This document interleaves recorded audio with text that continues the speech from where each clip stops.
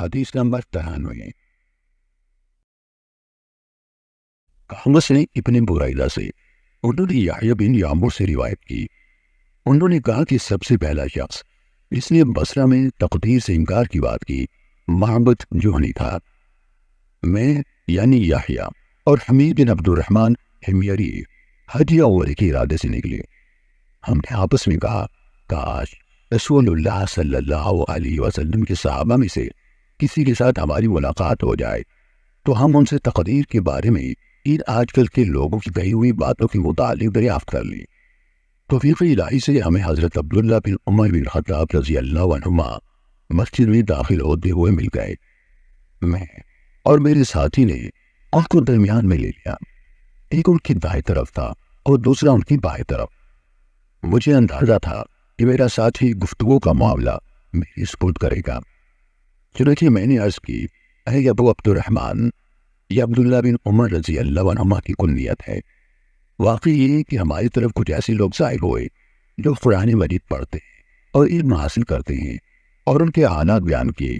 ان لوگوں کا خیال ہے کہ تقدیر کچھ نہیں، یعنی ہر کام نئے سرے سے ہو رہا ہے، یعنی پہلے سے اس بارے میں نہ کچھ طے ہے نہ اللہ کو اس کا علم ہے۔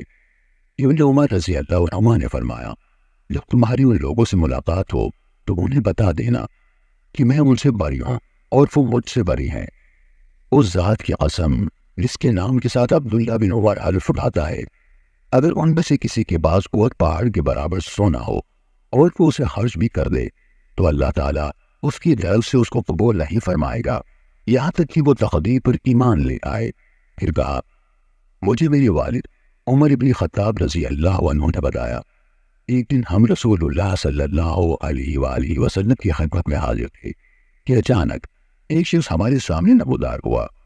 اس کے کپڑے انتہائی سفید اور بال انتہائی سیاہ تھے۔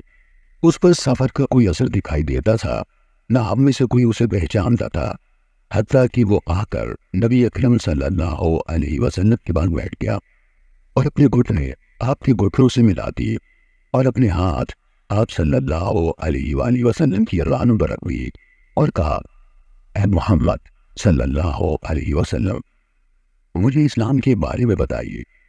رسول اللہ صلی اللہ علیہ وسلم نے فرمایا، اسلام یہ ہے کہ تم اس بات کی گواہی دو کہ اللہ تعالیٰ کے سوا کوئی عبادت کے لائق نہیں اور محمد صلی اللہ علیہ وسلم اس کے رسول ہیں۔ نماز کا اہتمام کرو، زکوٰۃ ادا کرو، رمضان کی روزے رکھو، اور اگر اللہ کے گھر تک راستہ طے کرنے کی استطاعت ہو تو اس کا حج کرو۔ اس نے کہا، آپ نے سچ فرمایا۔ حضرت عمر رضی اللہ عنہ نے کہا، ہمیں اس پر تعجب ہوا کہ آپ سے پوچھتا ہے اور خود ہی آپ کی تصدیق کرتا ہے۔ اس نے کہا، مجھے ایمان کے بارے میں بتائیے۔ آپ نے فرمایا، یہ کہ تم اللہ تعالیٰ، اس کے فرشتوں، اس کی کتابوں، اس کے رسولوں اور آخری دن یعنی یوم القیامت پر ایمان رکھو اور اچھی اور بری تقدیر پر بھی ایمان لاؤ۔ اس نے کہا، آپ نے درست فرمایا۔ پھر اس نے کہا، مجھے احسان کے بارے میں بتائیے۔ آپ نے فرمایا، یہ کہ تم اللہ تعالیٰ کی عبادت اس طرح کرو گویا تم اسے دیکھ رہے ہو، اور اگر تم اسے نہیں دیکھ رہے تو وہ تمہیں دیکھ رہا ہے۔